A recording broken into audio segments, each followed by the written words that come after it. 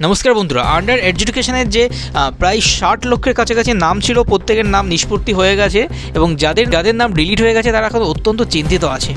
আপনার বেশি চিন্তিত না হয়ে কীভাবে আসল প্রসেস আপনার করতে হবে এবং কোথায় গিয়ে ফর্ম জমা করতে হবে, কীভাবে ফর্ম ফিল আপ করবেন, সমস্ত কিছু আজকের ভিডিওতে আলোচনা করব। আমরা আগের ভিডিওতেই দেখেছি কীভাবে আপনার ট্রাইব্যুনালে অ্যাপিল করতে হয়। আপনার voter.eci.gov.in এর ওয়েবসাইটের মাধ্যমে আপনার সাবমিট অ্যাপিল ফর ইন্ডিভিজুয়ালসে ক্লিক করে আপনার এখান থেকে অ্যাপিল এবং অ্যাপিল করার পর আপনার যে রিসিভ কপিটা বার হয় সেটা নিয়ে এক এক জায়গায় এক এক রকম বিভ্রান্তি আছে। কেউ বলছে জমা দিতে হবে, কেউ বলছে কোনো জমা দিতে হবে না, বা অনেক জেলার ক্ষেত্রে তাদের বিডিও অফিস, এসডি অফিস বা ডিএম অফিসে জমা নিয়ে থাকছে এবং অনেকের ক্ষেত্রে টোটালি সেই সব জায়গায় জমা নিচ্ছে না। এবার আসল পদ্ধতি আমরা জানবো এবং মালদা ডিস্ট্রিক্টে আমাদের যে ম্যাজিস্ট্রেট আছে তিনি এই নিয়ে একটা মন্তব্য করেছেন এবং আসল যে প্রসেস মানলে সবার নামটা আবার পুনরায় নথিভুক্ত হতে পারে সেই বিষয়ে আমরা জানবো। চলুন তাহলে আপনারা কি কথা বললো বা কি সাধারণ মানুষদের জন্য কি বক্তব্য দিল সেই বিষয়ে আমরা প্রথমে আজকে দেখে নিই। অনলাইনটা একবারই করে দিলে আপনার নিজে মোবাইল থেকে করা যায়, বাড়ির পাশে সাইবার ক্যাফে থেকে করা যায়, বাড়িতে কোনো একজন শিক্ষিত ছেলে যদি থাকে ওরা করে দিতে পারে। ওটা করার পরে অন্য কোনো জায়গায় আপনাকে যেতে হবে না। আপনার একমাত্র অনলাইন যখন আপনি অ্যাপ্লাই করবেন, সাবমিশনের পরে একটা আপিল আইডি পাবেন। আপিল আইডিটা একটা আলফানিউমেরিক নাম্বার, ওটা 12 বা 14 নম্বর একটা কোড, ওটাই আপনার কাছে রেসিপ্ট হিসাবে রেখে নেবেন।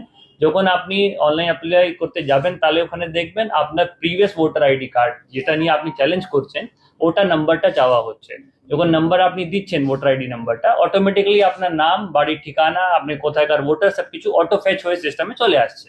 তারপরে দুটো ধাপে আপনাকে হাজারের ওয়ার্ড একটা লেখার একটা জায়গায় সুযোগ দেওয়া হচ্ছে, যেখানে আপনি brief status of the case, মানে কেন এখানে আপনাকে এই ঘটনাটা ক্রম কি হলো, কি আপনি আগে একটা শুনানি নোটিশ পেয়েছিলেন, গিয়েছিলেন, তারপরে কি হলো, ওইটা একটা বিবরণ করার জায়গায় তার সঙ্গে ট্রিবিউনালের কাছ থেকে কি রিলিফ চাইছেন, রিলিফ শর্টের বলে ওখানে আপনাকে দেওয়ার একটা সুযোগ দেওয়া হচ্ছে। তার সঙ্গে অনেকে লোকের মাথায় প্রশ্ন থেকে যাচ্ছে স্যার কি আমি ডকুমেন্টগুলো আপলোড করছি না, সেই কারণে আমাকে ফিজিক্যালি এখানে প্রিন্ট আউট নিয়ে আমাদের ডিএম অফিস অথবা এসডিও অফিসে জমা দিতে আসতে হচ্ছে। তো ওটা যা এখন অব্দি আমাদের গাইডলাইন এন্ড ইনস্ট্রাকশন ক্লিয়ারই আছে। যখনই আপনি অ্যাপ্লাই করলেন, আপনি ডকুমেন্ট আপনাকে চাওয়া হচ্ছে না। কারণটা যখন আপনাকে আবার এই জমা করার পরে তো আপনি একটা হিয়ারিং শুনানি নোটিশ পাবেন ট্রিবিউনালের সামনে। যেদিন আপনাকে শুনানি notice, time, date and venue লেখা থাকবে, সেই দিন আপনার এই সব নথিপত্র, document, passport, birth certificate, caste certificate, যেগুলো আমাদের ভ্যালিড ডকুমেন্টস আছে ওটা নিয়ে ওনার কাছে আপনি প্রস্তুত হতে পারেন। তাহলে আপাতত জেরক্স করানো, আবার এফিডেভিট করানো, দেখছি আবার হুড়ুড় করে অনেক এখানে আনঅথরাইজ লোকটাও এখানে চ্যানেলে ঢুকে যাচ্ছে, যাতে মানুষকে আর হয়রানি করছে। এখানে এটা এফিডেভিট করাতে হবে, ওখানে এটা লিখাতে হবে। প্লিজ ওই সবগুলোতে যাবেন না। আপনাদের মাধ্যমে এটাই অনুরোধ সবের কাছে, অনলাইন অ্যাপ্লিকেশনটা করলে সব থেকে ভালো। যারা আমাদের গ্রামাঞ্চলে থাকেন, যেখানে ইন্টারনেট নেই, মোবাইল ফেসিলিটি নেই, ওদের জন্য একটা ফেসিলিটেশন ডেস্ক, যেরকম আমাদের ডিএম স্যার বলেছেন, প্রত্যেকটা সাব ডিভিশনে পাশে একটা ডেডিকেটেড ফেসিলিটেশন ডেস্ক এন্ড একটা অফিসে করে দেওয়া হয়েছে, যেটা টাইমিংটা মোটামুটি অফিস টাইমের সঙ্গে সকাল 10টা থেকে বিকাল 5টা বা 6টা অবধি থাকবে। লেকিন ওখানেও কোনো প্যানিক করার দরকার নেই। একবারই আপনি যদি কালেকশন সেন্টারে চলে আসছেন তাহলে আপনার অ্যাপ্লিকেশনটা আমরা অবশ্যই নেব, তারপরেই কাউন্টারটা ক্লোজ হবে। এটা কেউ মনে করবেন না, স্ট্যাম্পিড করার কোনো দরকার নেই কি আগে আমি দিয়ে দিই নালে লাঞ্চ টাইম হয়ে যাবে, আগে আমি দিয়ে দিই নালে অফিস টাইম বন্ধ হয়ে যাবে।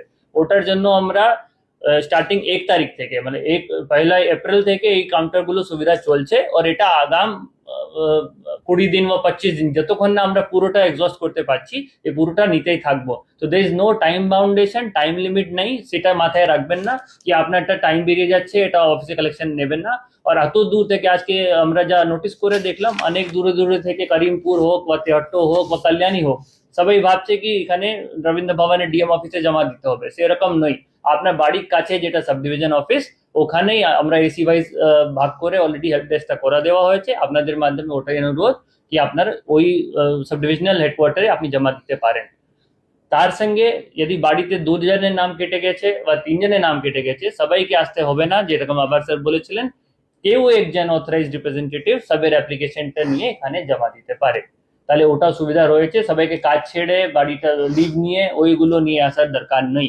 তাহলে আপনাদের সবাই আমরা অনুরোধ করছি, please do not panic. Panic করার কিছু না, এটা অলরেডি অপশনটা খুলে দেওয়া হয়েছে মাননীয় হাইকোর্টের নির্দেশ অনুসারে। ওই ট্রিবিউনালটা অলরেডি গঠন হয়ে গেছে, ফাংশনটা স্টার্ট হয়ে গেছে। অনলাইন অ্যাপ্লিকেশন করার হি একমাত্র আপনার সব থেকে সরল, সব থেকে simple and fastest way of appeal. তো ওটাই আপনারা সাবস্ক্রাইব করবেন। অ্যান্ড বাকি কোনো সমস্যা হলে আমরা আমাদের হেল্প ডেস্কে আপনি যোগাযোগ করতে পারেন। Thank you.